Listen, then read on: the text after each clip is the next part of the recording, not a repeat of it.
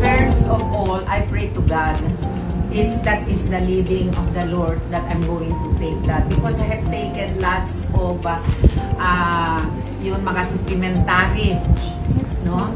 So this time, saka yun during that time which I took some of the supplementary, it doesn't work in me dahil uso ang scam na yun. So I really go to God. Sabi ko, Lord, dahil meron akong dalawang kasama na nagsabi sa akin, oh, we will go there. Sabi ko, ay hindi na, because I'm still taking lots of supplementary. But there was a time na it really came into my mind that I have to take that. So, sabi ko, Lord, if it is your will for me to take that Fit Solution, send somebody na very persistent for me to take this. Good enough, ito din isa o masyadong sabi niya, sige na tita, we will go. So because I asked a sign, I know that is that is a message from the Lord, so I think. So I came here.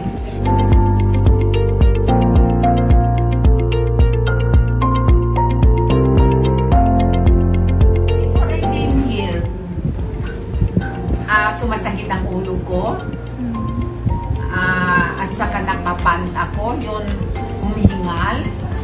Then my high in uric acid every night when I lay down na ang tiyan ko, parang may gera sa loob ng ng tiyan niya, like that. Then my feet was not swollen anymore. At the lower part of my yun mga toes ko doon, nag-black and blue before I took this Fit Solution.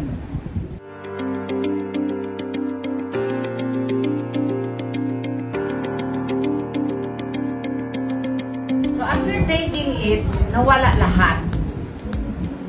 Nawala yung mga sakit. When it happened, pa lang yan, mag 2 weeks pa lang ako na inom yung Fit Solution. And there was something that it really differs from the time when I took it. The time which I did not take it. So after taking it, ang na-strengthen ang ang immune system ko. It gives me strength, energy, because we are taking energy, may energy solution doon. So I really feel na there is something that changes.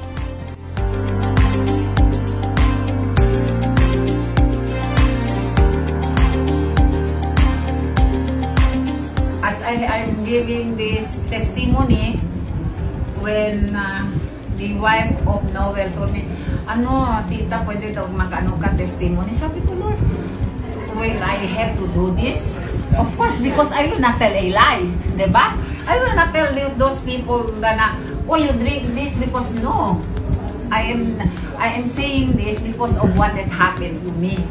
And everything because of my faith to God and also faith to this solution.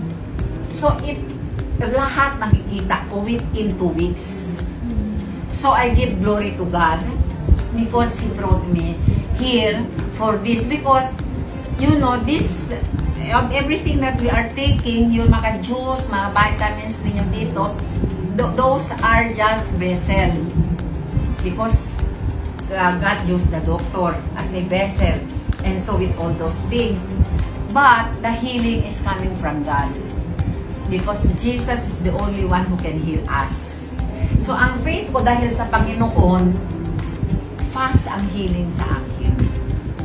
So that's why I am saying this testimony, giving glory to God, thanking Him, and also to share to others, so they will also have faith in God that this is given by the Lord.